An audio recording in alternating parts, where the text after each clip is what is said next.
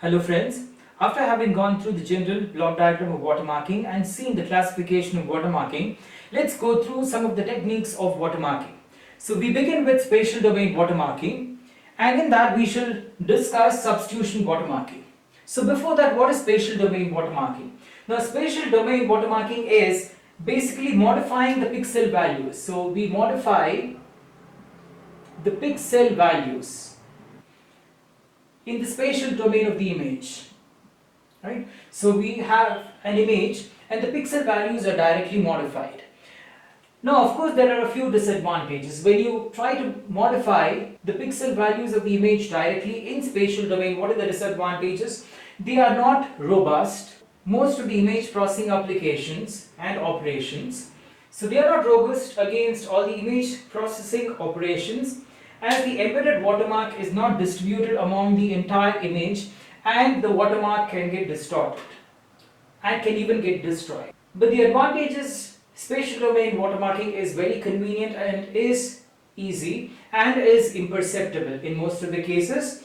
So let's go through substitution watermarking. So the easiest method of substitution watermarking is to consider the host image. So let us consider the host image and let us define a region of the host image which is used for watermarking. So this is the region where the watermark is embedded.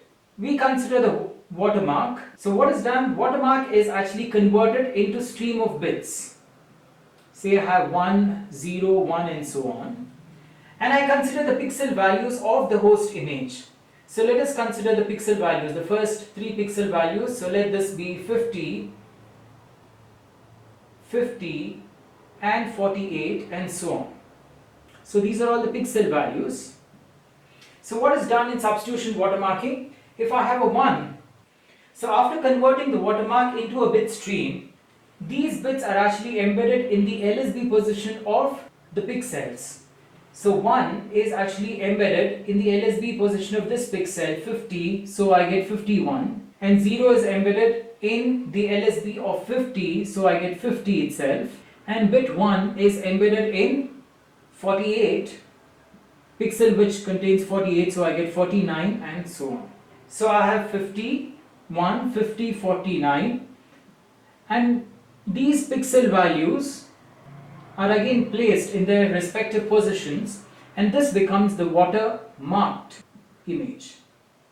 So what is done? The watermark is converted into a continuous bit stream, and in the LSB bit positions of the pixels you embed them, you embed these bit streams, and therefore the LSB bit changes. So wherever you have 1 here, the position changes. If you have a 0, I am actually embedding a 0 here. So if the pixel values were say 50, 50, 48, it would be 51, 50 and 49, and these values are placed back in their respective positions and you get the watermarked image. So this is the process of embedding. So what happens in the process of extraction? So this is as far as what is done during embedding and during extraction. So what is done during extraction? So during extraction, the watermark image is considered and we select the specific pixel locations. So we already know that this is the region of the image where the watermark has been embedded. So we consider the specific pixel locations. So considering the specific pixel locations, it is actually converted into its say binary format. So you have 51, 50 and then 49 and so on. So convert each of them into its respective binary format.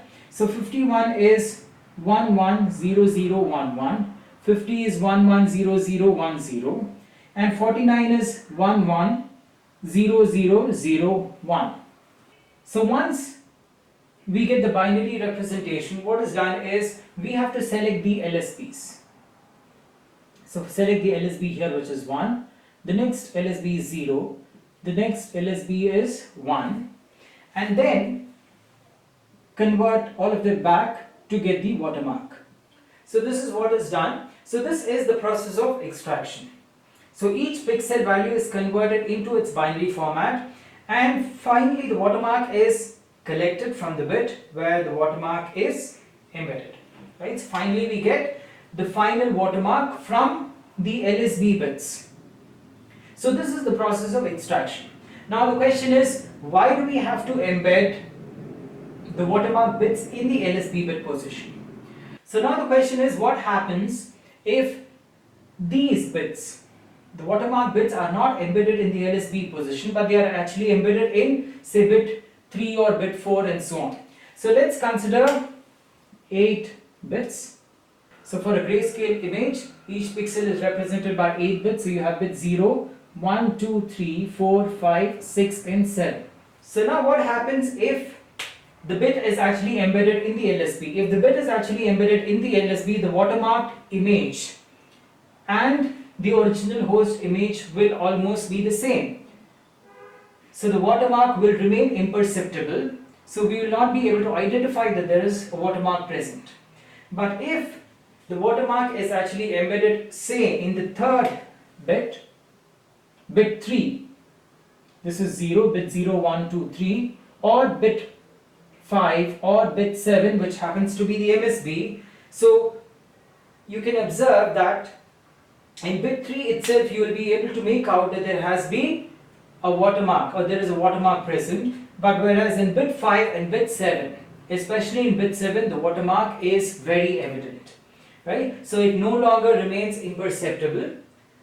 So therefore if the watermark is embedded, say, in bit 5, 6 or 7, that is the MSB bits, one can clearly distinguish the watermark. So the watermark remains visible to the human eye. So therefore, in order to make it indistinguishable to the human eye, the watermark is actually embedded in the LSB bit. So this was substitution watermark. So this was substitution watermark technique in the spatial domain. So in the next video segment, we shall consider some of the other techniques of watermarking, of course, in the spatial domain. So to view all the other videos in digital watermarking, cryptography and network security, click on the eye icon or go through the playlist Cryptography and Network Security, and do not forget to like, share and subscribe, and press the bell icon to get notifications of all the further uploads. And thanks for watching.